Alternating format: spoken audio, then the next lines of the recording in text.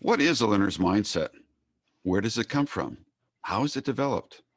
What is the relationship between the growth mindset, the innovator's mindset, and the learner's mindset? Can the learner's mindset be quenched? And if so, can you get it back? Where's the support for all these wonderful ideas?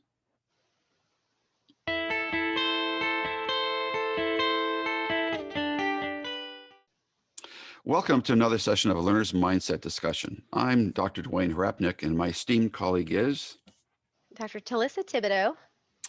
Today, we're going to be exploring the learner's mindset. We're going to be looking at definitions. We're going to try to explain what it is, how it comes about, and more importantly, how you can reinvigorate it in those who have lost it, and perhaps how you can maintain it in those who still have it. So, this is where we're going today. I'd like to start off our session by actually just reading a definition that we have been working on.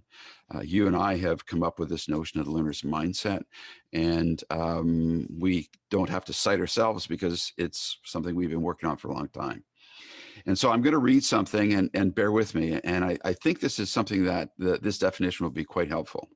So the learner's mindset is a state of being where people act on their intrinsic capacity to learn and respond to their inquisitive nature that leads to viewing all interactions in the world as learning opportunities. This state of being enables one to interact with the world as a perpetual learner who has a capacity to view change and challenges as opportunities for growth.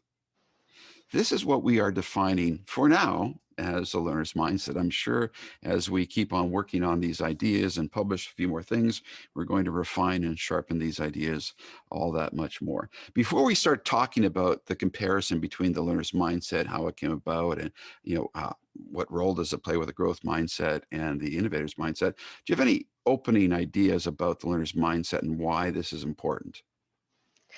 Yeah, when I think back to my times, as a classroom teacher, it can be redundant. You're always prepping for a class, prepping for a test, helping the kids, and then you do it all over again the next year. It just kind of becomes a bit redundant when you're consistently focused on data and measurement and tests and those kinds of things and collecting assessment. And I think that we lose a little bit of that passion when we're kind of stuck in that mode. And I think the learner's mindset can help people find a way to still do those things, but get out of that mode, right? And actually go back to that feeling that you had when you were a pre-service teacher, right? You had this intrinsic capacity. I want to help kids, learn. I want to learn. I want to help kids build that inquisitive nature. I want to have a inquisitive nature. So you kind of start identifying as a learner. We want you to kind of go back there and revisit that, right? By that, I'm thinking of a perpetual learner, where you're always learning and always embracing challenges and turning them into opportunities. And it does take a little bit of a shift in your mindset, right? You can't just wake up one day, yeah, just turn everything into an opportunity today. I'm going to do my best. It's gradual. It's a process that you have to kind of take steps toward.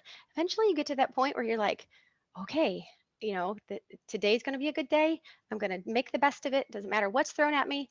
And you start to like adopt this thinking, live this thinking, immerse yourself in this thinking, you model this thinking, and then your life starts to change. And I think that what we get at today is going to be really important to differentiate between the other things that we've learned about, as educators, growth mindset, innovators mindset, and learners mindset specifically, how all of that fits together. So I hope that will help people see this more clearly, understand our thinking behind it, and then take a taste of this themselves, dabble into it themselves, and see the goodness behind it. Well, I really appreciate the ideas that you've put forward, and I think you've identified some things that we do want to deal with. You mentioned the notion of reinvigorating the learner's mindset, and this is something that you and I talk about a lot. And to do that, there's several things that have to happen almost at the same time or in close proximity, and they involve a lot of actions and a lot of activity and a lot of engagement with the world. And so this is where the learner's mindset is different from the growth mindset and the innovator's mindset, in the sense that the growth mindset is really about a belief that you have the capacity to change, a belief that you can grow, and that belief is important. But the growth mindset is really an emphasis on that belief or that attitude that's going to bring about the change. And we know from research, recent research, and we also know from a long history that change really doesn't come about by simply believing it. You have to Mhm. actually do something. So you have to have some type of an activity or an action. You have to have some sort of a behavior that will then bring about the change.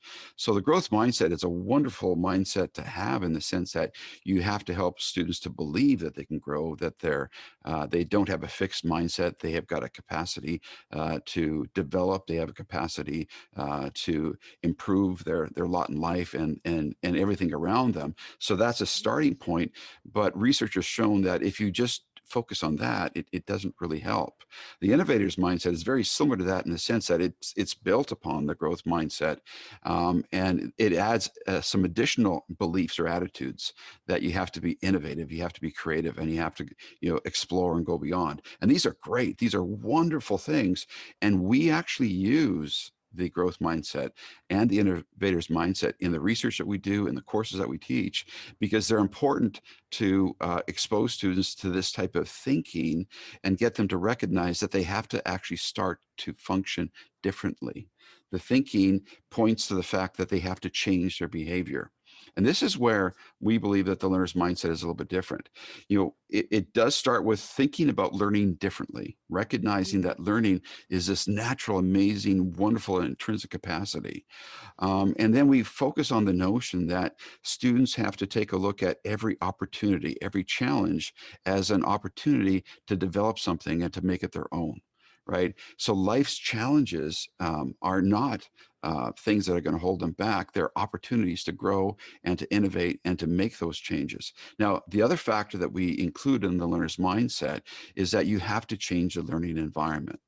So if you are focusing on the learner's mindset for yourself as an educator or for personal development, you have to change factors in your environment. You have to actually engage in projects. You have to actually take some risks. You have to choose different things. You have to actually find your voice. These are behaviors that you have to actually participate in, so that that natural intrinsic capacity to learn can be stimulated. That's how you reinvigorate the learner's mindset. So there's many, many factors, and that's how it's differentiated from the growth mindset. Now, we also argue that the learner's mindset is really sort of an overarching umbrella where the growth mindset and the innovator's mindset reside. And like I had mentioned earlier, we get our students, we get our learners to recognize that the growth mindset is a wonderful, wonderful starting point, and it helps them to move in this direction.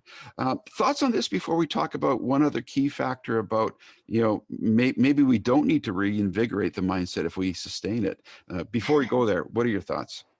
Gosh, I keep thinking back to your dissertation and some of the work that I had read and some of the researchers you had pointed to, and your dissertation dealt with inquisitivism.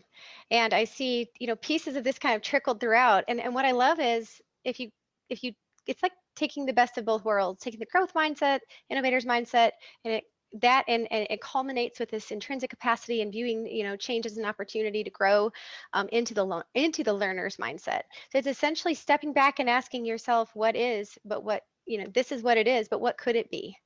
It Mm, doesn't really matter what situation, whether it's a lesson, whether it's your classroom, whether you're a student in a MED program or a bachelor.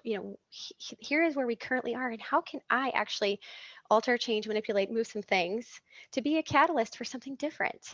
And maybe that's what that's what it would take to get to invigorate that thinking again. And it's not always easy to step back and take a look at the way things are being done, because they're always done that way, and it kind of becomes that default method. And yeah, you might stick out, and there are going to be moments that you're uncomfortable, and people that don't always agree with you, right? When you do decide to go after this, ooh, what could this be? But that's when you know you're impacting change, and that's when you know you're, ruffling some feathers. That's when you know that something is you're actually affecting someone in some way. So how do we move to that sustainable learner's mindset? Once we get there, how do we move there and stay there actually? So over to you. Well, boy, once we get that learner's mindset going again, how do we sustain it? We'll talk about that, I think, in just a minute. But I want to address a key thing that you raised that's really important, and the fact that this isn't always easy to Mhm. do. And you and I both know in the master's program that we have developed and that we run, we had to, move the coverage, or the module where we dealt with a growth mindset, we moved it to one of the first courses because we found that a lot of our learners, or a lot of our graduate students, had a very fixed mindset, and they were working towards grades, and that all that really mattered was a grade. And this notion of choice and ownership and voice, they didn't really care about it that much because they're more concerned about whether or not they're going to get an A, as opposed to actually taking ownership of the learning. And by exposing them to growth mindset thinking and learners mindset thinking, and changing the environment for them by forcing them to actually take ownership, giving them choices, using authentic learning opportunities, helping them to find their voice, those behavioral changes, Mhm. and their change in thinking in terms of looking at the growth mindset and the learner's mindset, we found that students started to open up and started to receive the encouragement that we were providing through Feed Forward and a variety of other things. And when we changed the environment, and when we also got the learners to think about their thinking about learning and to explore these ideas and make them their own, the feedback changed and their work on their projects changed. And once they started to realize that if they focused on what it is that they wanted to build for their learning environment themselves, the grade would take care of itself, Yes. and Yes. it wasn't that much of an issue. And so we found that you had to incorporate all these things. So a Mhm. change in behavior, change in environment, a change in thinking, and getting learners to actually explore these ideas. So there's many factors that come into play. And that's the key thing that I think that differentiates the learner's mindset from the growth mindset and the innovator's mindset, is that we've got those behaviors, we've got the environment, we address many of the other factors that research has shown that the growth mindset in and of itself doesn't address. And Carol Dweck is looking at additional research. And if you actually look at her research studies, she emphasizes the activities, she emphasizes the behaviors that need to be addressed. It's just that quite often there's this tendency for people to, oh, growth mindset, well, it's just change your attitude. Have a power of a positive mental attitude. We're going to stick growth mindset posters on the wall, the big YET. All you have to do is just think yet, and problem is solved. And but research shows that isn't the case. So I think what ends up happening is that the amazing work that Carol Dweck did, people sort of skipped over all the details and went to the change the attitude, and we're going to solve all problems. So that, again, I don't want anybody to misunderstand. I'm not being critical of Dweck's work. I think she did an amazing Mhm. job, but people sort of glom on to just the attitude shift, which doesn't work. So I want to address that. Now, the other thing you had mentioned, sustaining the learner's mindset. Well, you know what? Before we talk about sustaining it in adults who've reinvigorated their mindset, what if, what if we actually sustained that learner's mindset in children? Now, the reason I'm saying this is that I argue, and I'm not alone. There's, a few insignificant learning theorists like Jean Piaget and Seymour Papert. No, they're not insignificant. We're talking some of the most foremost thinkers on constructivism in the last, 150 years have made the argument that learners have got this amazing natural intrinsic capacity to learn. Children, well, just think about it. Why is the sky blue? Why? Right? In Berger's book, The More Beautiful Question, he identifies hundreds. What was the number? Just under 600 questions a day at age 5. There's just a ridiculous level of questions. Mhm. That's a learner's mindset. Mhm. Our children, As they grow, toddlers and young children, they're asking questions, they're exploring, how does the world work? Why is that? They want to check it out. That's the learner's mindset. I would argue if we can maintain that learner's mindset and support that and encourage that as students go into primary and secondary and then to post-secondary education, it'll be a lot easier. It will. Okay. How do we maintain that? Guess what? Projects. Giving those young Mhm. learners choice, ownership, and voice through authentic learning opportunities. Play, creating, building tree houses, building a variety of different things. Vegetable stands, the lemonade stand. The lemonade stand is a classic project in Mhm. economics, right? Building a farmer's market is a classic project in agriculture and economics and math and social and marketing, right? So we've got all these amazing opportunities for kids to engage in authentic learning at an early age with these amazing projects. So that is how I think we can maintain and sustain the learner's mindset. Now, yes, we've got testing and all those wonderful things, but if you use an overarching foundation of authentic learning opportunities, guess what? The numeracy skills happen, the literacy skills happen, the communication skills happen, and those skills that we want to test, they happen within the projects, and so we can actually cover off the testing as well. So that's one of the ways that I think that we want to sustain the learner's mindset at the very beginning. At the very beginning. How do we sustain it at the other end? Actually, I don't know if we have to spend that much time sustaining it, because I think what ends up happening, and we've seen this with some of our learners, once a learner recognizes they own something, it's their choice, right? Mhm. They take ownership, it's their project. Mhm. Um, it's theirs, they find their voice. You're going to have to wrestle with them to take it away, and they view the world differently, and they start to see the opportunities for projects and these authentic learning opportunities to drive what it is that they're doing.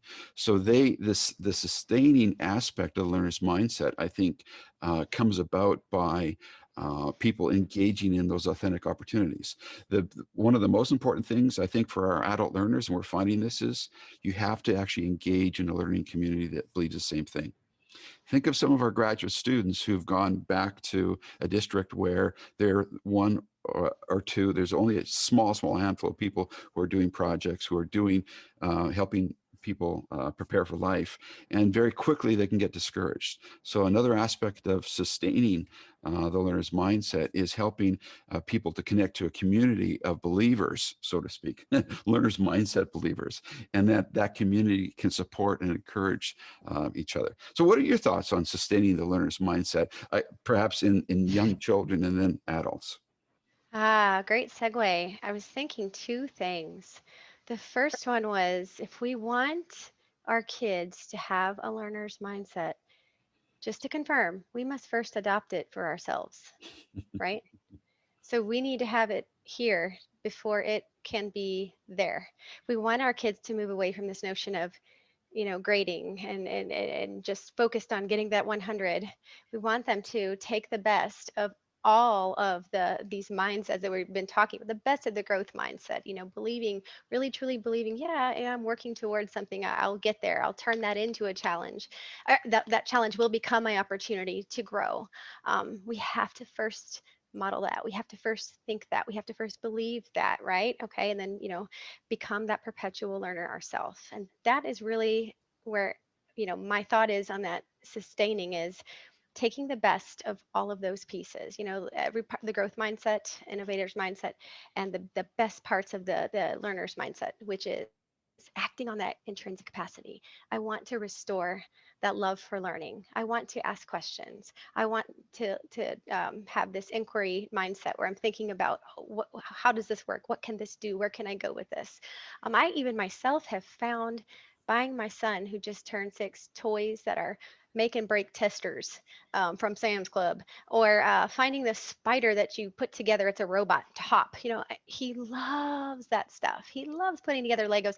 He wants to know how these things work, how can he build them, and what can he do with them, right? And how can he's always looking to solve problems. So I want him to have that. and continue that mindset, and I don't want that to be quenched. And the best way I can do that in my head as a parent, and I'm going back to a parent, right, is that I have to have that thinking, or that I have to adopt that thinking for myself.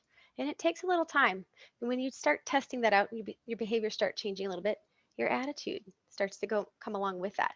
And then it no longer becomes sustaining, it becomes you, right? You're immersed in this. You become the learner's mindset becomes part of you. And that's just your mindset looking forward. So, you know, the two things I said: first, you must adopt it for yourself if you want others to see that and do that. And two, taking the best of the growth mindset, innovator's mindset, kind of melding that together with the learner's mindset is really where it's all at. So I think that's what we're getting at here, right? I think so. It's a journey. It's an ongoing journey to get it back. But I think once you have it, um, and I've had the benefit of looking at a longitudinal research study. I've been experimenting with the learner's mindset on my two boys for a long period of time, and both of my boys live in this space. Mm, Whenever there's a challenge, there's something isn't the right. way that they want it to be, well, guess what? They'll fix it. They'll change it. Mhm. It can take a lot of work. Sometimes it can be more work than is necessary. But if you have the capacity to interact with the world around you and shape and mold it to the way that you want it to be, anything is possible. Mhm. My younger son is currently in the process of expanding his business, and he is looking to lease some space, and he had to get an approval from the city where we live to be able to use a particular space, and he got rejected yesterday and saying, no, Mm, you can't put your business in this space. Most people would be discouraged. Well, he was disappointed, but right away, well, dad, they didn't answer my questions. I'm going to address this. I'm going to challenge that, because that is a challenge, and that challenge can be overcome. Once he dealt with the initial disappointment, it's frustrating. He started thinking about all the things that he could do to change this. And he and I mhm. started having a dialogue about that. So, Dad, do you think we should hire our lawyer friend? Are we going to have to go to city council? All these ideas, we're talking about all these ways that we're going to get, how hard is it going to be to get the zoning changed, right? That's a learner's mindset. Mm, When life hands you mm. not just lemonades, but when life whacks you upside the head, you get up and you take a look. Okay, I'm going to fix that situation. That's a learner's I mindset. do have I wonder where he gets this.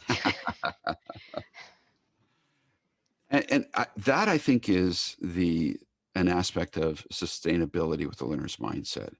If you can, and again, this goes back to early childhood. So Mm, it was interesting. My two younger boys, when we're driving along, my older son learned very, very quickly that there was always a learning opportunity lurking somewhere. We were driving alongside in the summertime, actually late spring, and there was black fields, and every once in a while on a black field of dirt, there was these white patches. And my younger son said, "Oh, Dad, what's with all those white patches?" And his older brother saying, "No, no, don't ask, don't ask. It's going to be another one of his science projects." oh, Sure enough, pulled over to the side of the road. We went out to the white patch and we grabbed some soil samples, and we talked about all the different things, and then we went to recreate the same type of a scenario. Right, it's a salt and mineral deposit evaporation. It was a science project.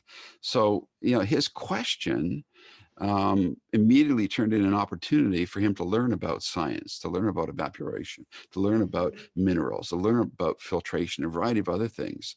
So the world around us presents opportunities to learn.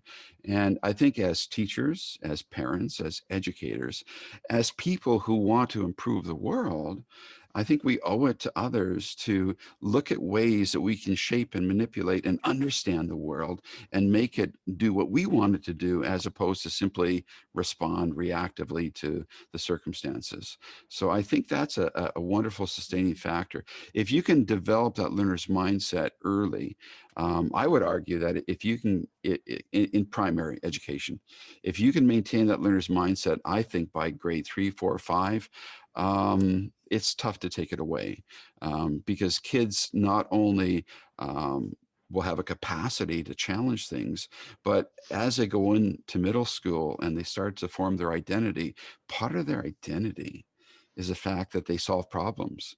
They Mm, shape them and mold the world in the way that they want, as opposed to simply respond reactively to the dynamics. So I would argue that that's where you want to really build that sustainability. But guess what? Not everybody gets that. So even in high school, even in undergraduate studies, in grad school, we can actually reinvigorate that learner's mindset by helping people think about their thinking, to change the way they view learning, to engage learning as an opportunity, and to really embrace the fact that the learning environment that you are in has to change.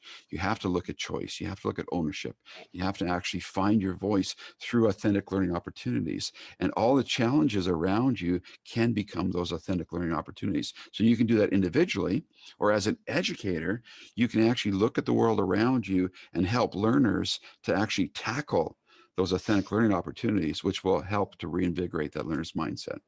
So, did I address the sustainability at all levels? Yeah. And I think in closing, I think I'm always thinking on a practical level, pretty simple. How do I take steps towards this as an educator? How do I do this?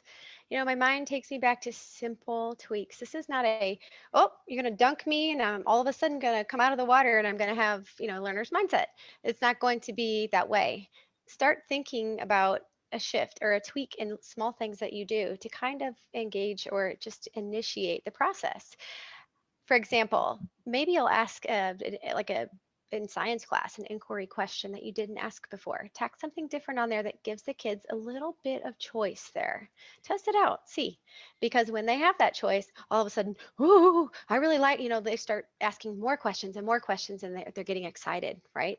So just adding one question to your lesson doesn't take away from what you're already doing, but adding that one question and a 5 to 10 minute discussion around it could actually bring on some sort of excitement for learning the way that you want them to learn and the way that and even for you it makes teaching and learning fun for you, or considering a lesson through a different lens, maybe not always doing it the way you've done it before. I'm going to try something different today. Yeah, it might make me a little uncomfortable, but that's okay. That's stepping into that territory where you start to look at things differently, start to find your voice, and maybe engage in an authentic learning experience that was off the books, not in the lesson plans. Something that the kids will come home and tell their parents about, come back to you the next day and say, you know what?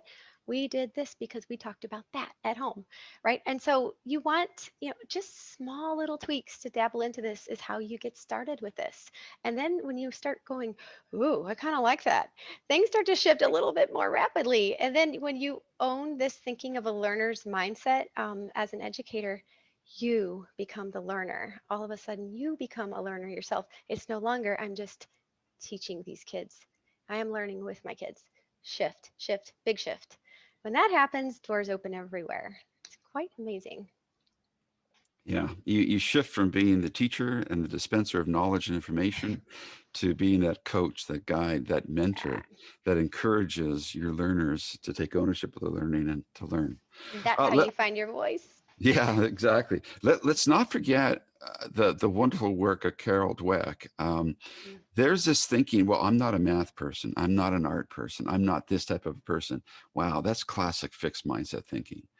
And that's why I think the growth mindset is so important. It's important to explore that idea.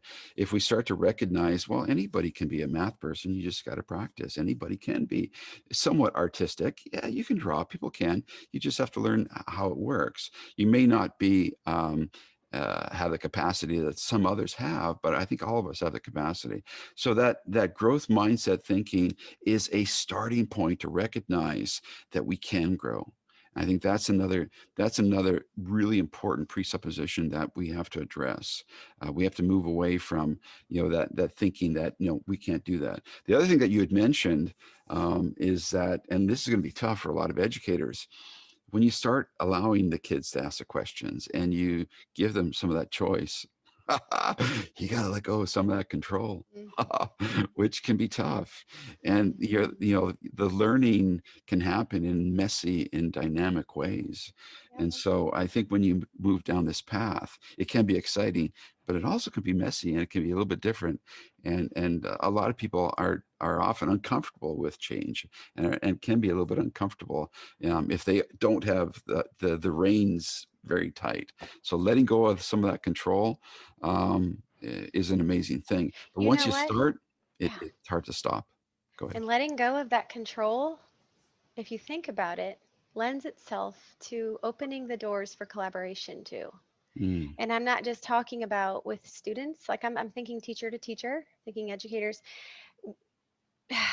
If you control everything and every aspect all the time, when something falls, it's all on you. If something doesn't work out, you've got to be the one. When you let go a little bit, you allow others insights, others perspectives, ideas to circulate, to move. And what's really great about that is you may not be the math or science person in your brain, but collaborating with another person, you may become what you thought you never could.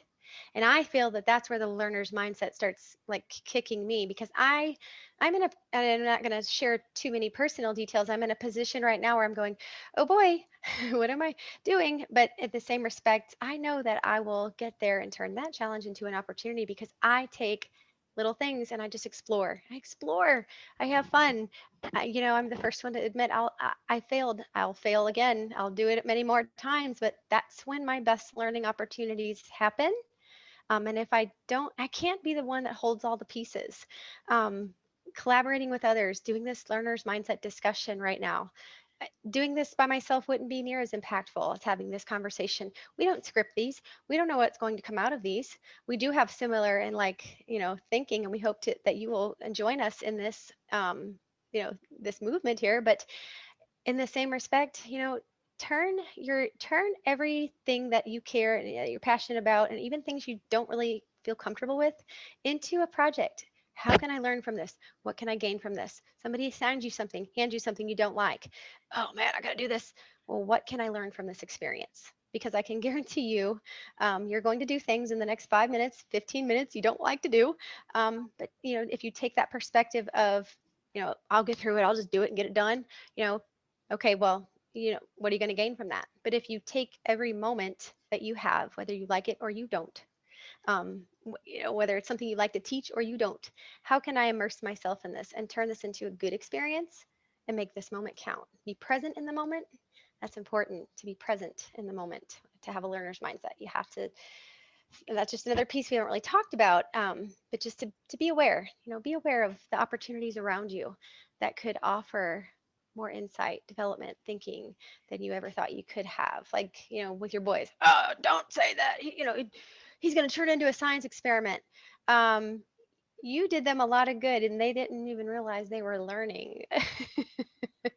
And look what they're asking you now. So it's like a cycle. So you found it for yourself, your boys have it, and now look what's happening. Starting successful businesses, mountain biking, fall off the bike, get back up, start again. Oh man, Dad, I tripped on a twig. Next time, I'll be aware of that, or turn my angle differently. I've heard your stories over and over and over and over again. I remember a phone call you made to me one day. My wife and I were reflecting. Our boys, they may not have done exactly what they wanted to do at these races when they went to South America, but they are able to find, every opportunity there is to move forward. And that's important. That's key. Don't we want our kids to do that? Not our own kids, all of the kids around us. Don't we want our learners to do that? Don't we want to do that for ourselves? There is a bit of power in that positive thinking. I'll give you that, Dwight, too. So we challenge you. We invite you. We want you to be, part of us. Email us, connect with us, and we'll help you figure out how to do this for yourself. Well, listen, I think you've nailed it in the sense that we've addressed all the key issues. You've invited people to join us, and I'm just going to give people a little bit of a segue. Presence, yeah, be there. Presence Yeah. and learning. I think that was a wonderful opening for another learner's mindset discussion. So Ah, thanks so much. I always enjoy exploring these ideas, and we're going to provide some details in our show notes. We'll post some additional information and some actual operational definitions. We've got a written component to this as well. So hopefully this helps you understand what the learner's mindset is, where it fits, how you get it back, how do you reinvigorate it, how the growth mindset plays a role, as does the innovator's mindset. And the exciting thing is that with all these ideas, we want to help you to change your world one learner at a time.